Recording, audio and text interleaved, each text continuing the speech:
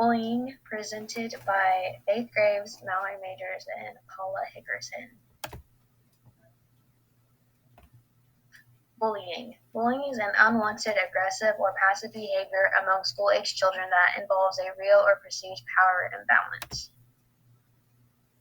Styles of bullying. Physical involves hitting, stealing, pushing, or tripping. Emotional/verbal can be name-calling, mocking, threatening, or taunting. Social includes leaving someone out on purpose, spreading rumors, or telling others to not be one's friend. Cyberbullying involves social media, text messages, or emails. Physical. Physical bullying is defined as the use of physical actions to intimidate and gain control over a target. 6% male versus 4% female are the statistics for physical bullying. This has an impact on teachers by an uneven balance in the classroom, struggling to discipline students when absent or execute school policies, finding the root cause of the violence and or action, implementing ways to prevent the bullying. Emotional or verbal. Emotional verbal bullying is defined as when a person tries to get what they want by making others feel angry or afraid or by using words to mock, shock, and tease. 18% female versus 9% male are the statistics for emotional or verbal bullying. This has an impact on teachers by students shutting down in their learning, low self-confidence, harder to identify emotional distress in students, harder to establish student-teacher relationships, implementing ways to prevent the emotional or verbal bullying are harder due to being unseen. They are not visibly there. Social. Social bullying is defined as the use of various means to destroy or damage someone's social relationships. Of those who report being bullied, 13% were the subject of rumors and 5% were excluded from activities on purpose. This has an impact on teachers by having limited control over students' personal lives, not always having concrete evidence to discipline students involved, and difficult to enforce policies because each scenario is different and hard to prove this kind of bullying. Cyberbullying. Cyberbullying is defined as the use of electronic communication to bully a person, typically by sending messages of an intimidating or threatening nature. The type of cyberbullying tends to differ by gender. Girls were most likely to say that someone spread rumors about them online, while boys were most likely to say that someone threatened to hurt them online. This has an impact on teachers by students shutting down in their learning, low self-confidence. It can be difficult to implement and regulate policies because of professionalism, and it can be hard to identify and prevent cyber attacks with such a wide range of platforms that can be used.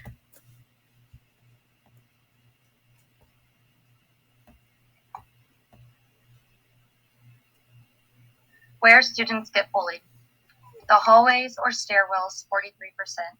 The classroom, 42%. The cafeteria, 26%. Outside on the school grounds, 21%. Online or text, 15%. Bathroom or locker rooms, 12%. And somewhere else in the building is 2%. Approximately 46% of students aged 12 through 18 who were bullied during the school year notified an adult at school about the bullying. How does bullying impact students?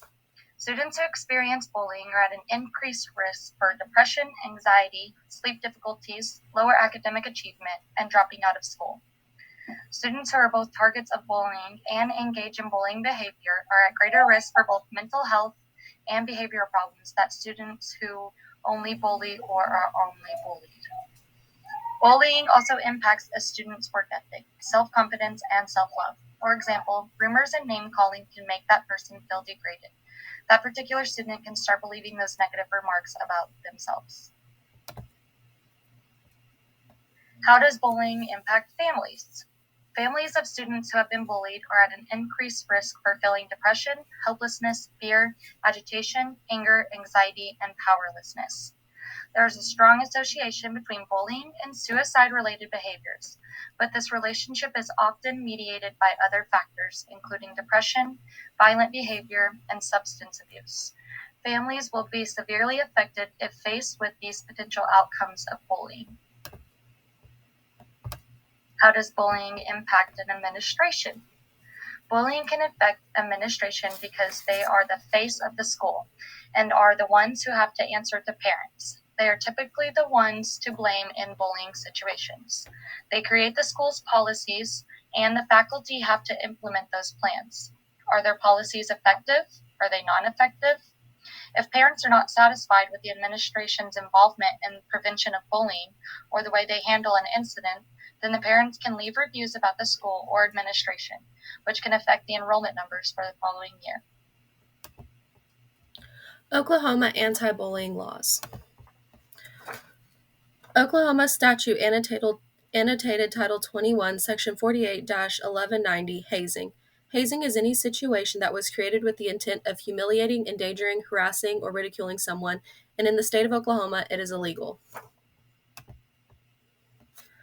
Title 70, Section 8-104, Emergency Transfers. This law basically states that in an emergency situation such as extreme bullying, a student with the help of their guardian can transfer to a different school with a written application. Title 70, Section 24-100, School Safety and Bullying Prevention Act. This is Oklahoma's big law concerning bullying.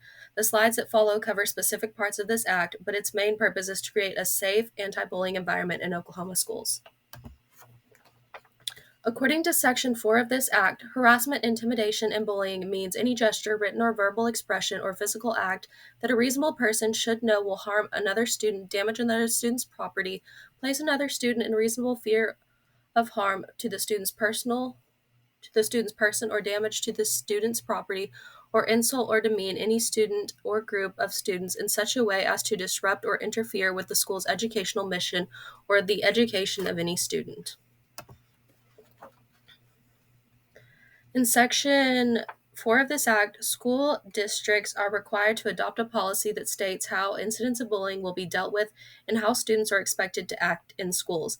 Districts should make an effort to include teachers, students, and parents in their development of their policy, and once the policy has been developed, districts are required to notify every teacher, student, and any guardian of the policy.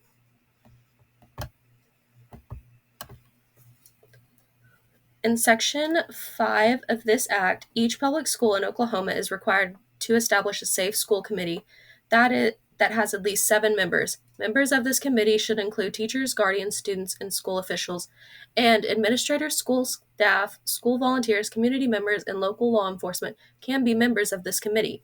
The goal of this committee is to assist the board in planning, implementing, and evaluating effective prevention, readiness, and response strategies. In Section 6 of this act, victims of felony offenses and the victim's siblings have the right to be separated from the offender at school and during transport. In Section 7 of this act, districts may, but are not required to, provide school-wide training to all students in grades 7th through 12th addressing suicide and drug awareness and prevention. If districts decide to provide such training, the Department of Mental Health and Substance Abuse Services will provide free curriculum for the training.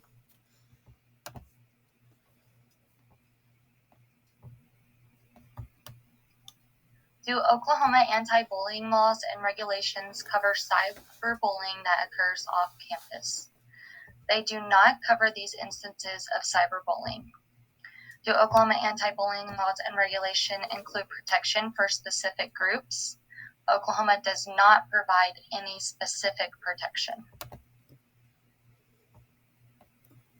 Do Oklahoma anti-bullying laws and regulations encourage or require districts to implement bullying prevention programs or strategies?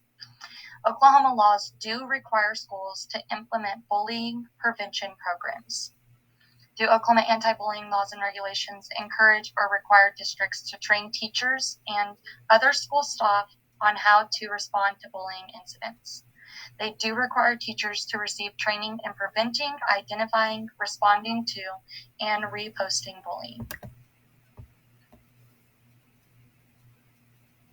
Do Oklahoma anti-bullying laws and regulations encourage or require districts to provide safeguard or mental health supports for students involved with bullying?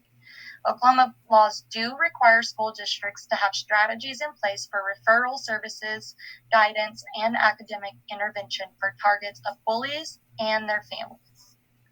Do Oklahoma anti-bullying laws and regulations involve parents in efforts to address bullying behavior?